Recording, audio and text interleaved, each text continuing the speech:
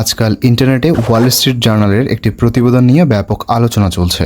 সেখানে বলা হয়েছে রুশ প্রেসিডেন্ট ভ্লাদিমির পুতিনের পর কি হবে রাশিয়ার প্রেসিডেন্ট, কার হাতে যাবে এত বড় দায়িত্ব। এই কথা মাথায় রেখে চীন এখন থেকে বড় ধরনের প্রস্তুতি নিচ্ছেন।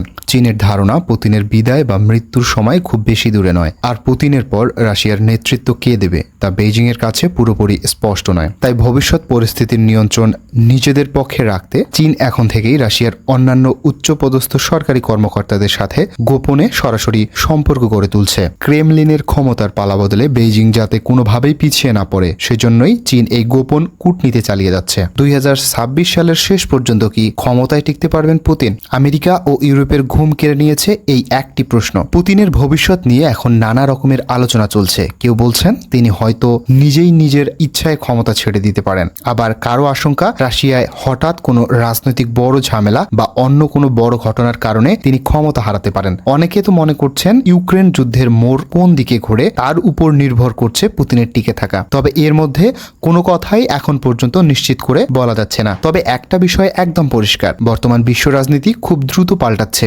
একদিকে ইউক্রেন যুদ্ধ, অন্যদিকে ন্যাটোর সাথে রাশিয়ার বাড়তে থাকা চরম উত্তেজনা আর আন্তর্জাতিক চাপ, সব মিলিয়ে বিশেষজ্ঞরা মনে করছেন 2026 সালের শেষের দিকটা পুতিনের রাজনৈতিক ভবিষ্যতের জন্য সবচেয়ে বড় পরীক্ষা হতে পারে। শেষ পর্যন্ত আসলে কি ঘটবে তা এখনোই নিশ্চিত করা সম্ভব নয়, তবে বিশ্ব রাজনীতি যে খুব বড় একটা পরিবর্তনের দিকে এগোচ্ছে তা নিয়ে কোনো সন্দেহ নেই। ওয়াল স্ট্রিট জার্নালের প্রতিবেদনে একটি দারুণ খবর সামনে এসেছে। সেখানে বলা হয়েছে একসময় রাশিয়ার প্রেসিডেন্ট ভ্লাদিমির পুতিন ছিলেন চীনের প্রেসিডেন্ট শি জিনপিং এর রাজনৈতিক রোল মডেল। পুতিন যেভাবে একজন শক্তিশালী নেতা হিসেবে নিজের ক্ষমতা ধরে রেখেছেন এবং পুরো রাশিয়াকে চালিয়েছেন তা দেখেই শি জিনপিং রাজনীতিতে অনেক অনুপ্রেরণা পেয়েছিলেন। বিশেষ করে ইউক্রেন যুদ্ধ শুরু হওয়ার আগে পুরো দুনিয়া জুড়ে পুতিনের ক্ষমতা আর ব্যক্তিত্ব নিয়ে ব্যাপক চর্চা হতো। অনেকেই তাকে পৃথিবীর সবচেয়ে শক্তিশালী আর প্রভাবশালী নেতা মনে করতেন। কিন্তু ইউক্রেন যুদ্ধ শুরু হওয়ার পর সেই চেনা ছবিটা একদম বদলে গেছে। ওয়াল স্ট্রিট জার্নালের বিশ্লেষণ বলছে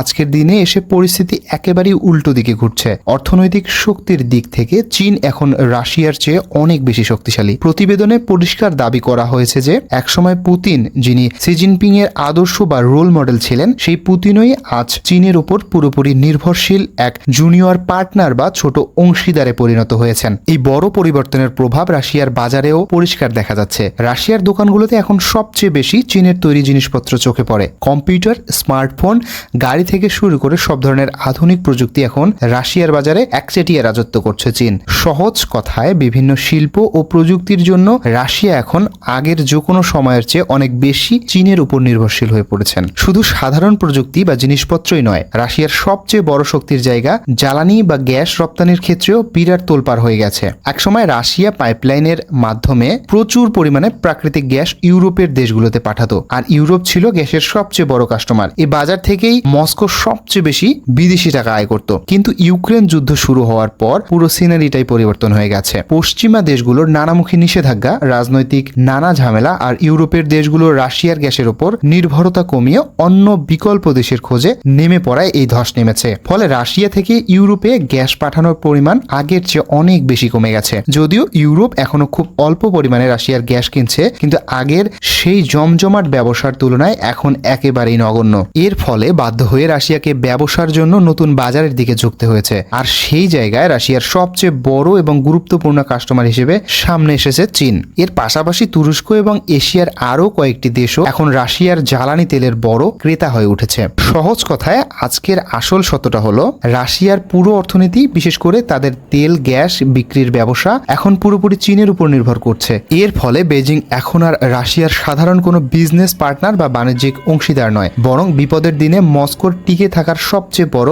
অর্থনৈতিক ভরসা হয়ে উঠেছে। আরেকটি বিষয় হলো 2000 সালের শুরুর দিকেও চীন আর রাশিয়ার অর্থনীতির মধ্যে কিন্তু এত বিশাল কোনো পার্থক্য ছিল না। কিন্তু এরপর থেকেই চীনের অর্থনীতির রকেটের গতিতে বাড়তে শুরু করে। টানা বহু বছর ধরে চীনের জিডিপি এত দ্রুত বেড়েছে যে দেখতে দেখতে তাদের অর্থনীতির আজ কয়েক ট্রিলিয়ন ডলারের একটি বিশাল পাহাড়ের রূপ নিয়েছে। অন্যদিকে রাশিয়ার অর্থনীতি কিন্তু চীনের মতো সেই গতিতে এগোতে পারেনি। বিশেষ করে ইউক্রেন যুদ্ধ শুরু হওয়ার পর পশ্চিমা দেশগুলোর কড়া নিষেধাজ্ঞা, বিদেশি বিনিয়োগ কমে যাওয়া এবং নানামুখী বাণিজ্যিক চাপের কারণে চীন ও রাশিয়ার মধ্যকার অর্থনৈতিক ব্যবধান এখন দিন দিন আরো বিশাল আকার ধারণ করছে। সহজ কথায় বলতে গেলে যে দুই দেশের অর্থনীতি একসময় প্রায় কাছাকাছি ছিল, আজ তাদের মধ্যে তফাৎ আকাশ পাতাল। আর এই কঠিন সত্যের কারণেই রাশিয়ার উপর চীনের অর্থনৈতিক নিয়ন্ত্রণ ও গুরুত্ব আগের চেয়ে সবচেয়ে বড় আলোচিত বিষয় হলো ওয়াল স্ট্রিট জার্নালের প্রতিবেদনে একটি দারুণ বিশ্লেষণ করা হয়েছে। সেখানে বলা হয়েছে ভবিষ্যতে চীনের সামনে এমন এক সুযোগ আসতে পারে যার ফলে রাশিয়া পুরোপুরি বেইজিং এর হাতের পুতুলে পরিণত হবে। তখন পাকিস্তান বা লাওস যেমন নানা কারণে চীনের উপর মারাত্মকভাবে নির্ভরশীল, রাশিয়ার অবস্থাও ঠিক তেমনটাই হতে পারে। এই বিশ্লেষণের পেছনে যুক্তি হিসেবে বলা হচ্ছে গত কয়েক বছরে পাকিস্তানের অর্থনীতি, রাস্তাঘাট ও অবকাঠামো নির্মাণ, প্রযুক্তি এবং এমনকি সামরিক খাতে চীনের দাপট মারাত্মকভাবে বেড়েছে। এর ফলে পাকিস্তানের বড় বড় এবং গুরুত্বপূর্ণ সিদ্ধান্তগুলোর পেছনে বেইজিং এর সরাসরি হাত বা প্রভাব থাকে বলে আন্তর্জাতিক বিশ্লেষকদের অনেকেই মনে করেন। ঠিক একইভাবে রাশিয়াও ধীরে ধীরে চীনের সেই হাতের পুতুল হওয়ার পথেই এগোচ্ছে। ওয়াল স্ট্রিট জার্নালের মূল বক্তব্য হলো এখন যেভাবে পরিস্থিতি এগোচ্ছে তা যদি চলতেই থাকে তবে ভবিষ্যতে রাশিয়ার কপালে অনেক বড় বিপদ আছে। টাকা পয়সা, অর্থনীতি, আধুনিক প্রযুক্তি, ব্যবসা বাণিজ্য থেকে শুরু করে সব ধরনের কৌশলগত বিষয়ে মস্কোকে তখন পুরোপুরি বেইজিং এর উপর নির্ভর করতে হবে। এক সময়ের বিশ্বকাপানো পরাশক্তি রাশিয়া তখন হয়ে পড়বে চীনের ইশারায় চলা এক দুর্বল রাষ্ট্র। এই সম্ভাবনা বা ঝুঁকি বোঝাতে গিয়ে কোনো বিশ্লেষক রাশিয়াকে বেইজিং এর এক বড় পাকিস্তান বা জয়েন্ট পাকিস্তান হিসেবেও তুলনা করেছেন। তবে এটি কেবল পরিস্থিতি বোঝানোর জন্যই একটি বিশ্লেষণ ধর্মীয় উপমা, কোনো বাস্তব বা অফিসিয়াল নাম নয়। এই তুলনার আসল অর্থ কিন্তু এটা নয় যে রাশিয়ার ভৌগোলিক আকার ছোট হয়ে যাবে, তাদের সামরিক শক্তি কমে যাবে কিংবা বিশ্বমঞ্চে তাদের মর্যাদা পাকিস্তানের মতো হয়ে যাবে। বরং এখানে বোঝানো হচ্ছে টাকা পয়সা, আধুনিক প্রযুক্তি, ব্যবসা বাণিজ্য আর কৌশলগত নানা দিকে চীনের ওপর রাশিয়ার এমন নির্ভরশীলতা যদি এভাবে বাড়তেই থাকে তবে মস্কোর উপর বেইজিং এর নিয়ন্ত্রণ ও প্রভাব আগের যে কোনো সময়ের চেয়ে অনেক বেশি শক্তিশালী হয়ে উঠবে। শুধু অর্থনীতিই নয়, এই পরিবর্তনের সাংস্কৃতিক প্রভাব নিয়েও আলোচনা শুরু হয়েছে। কিছু বিশ্লেষক মনে করছেন আগামী 20 থেকে 30 বছরে রাশিয়ার উপর চীনের এই অর্থনৈতিক আর প্রযুক্তির প্রভাব যদি একইভাবে বাড়তে থাকে তবে রাশিয়ানদের মধ্যে চীনা ভাষা শেখার আগ্রহ মারাত্মকভাবে বেড়ে যেতে পারে। ইতিহাস ঘাটলে দেখা যায় দুনিয়াতে যে দেশের টাকা পয়সা আর প্রযুক্তির জোর সবচেয়ে বেশি সাধারণত তাদের ভাষাই বিশ্বজুড়ে বেশি পাত্তা পায়। আজ সারা পৃথিবীতে ইংরেজি ভাষা এত জনপ্রিয় হওয়ার আসল কারণ হলো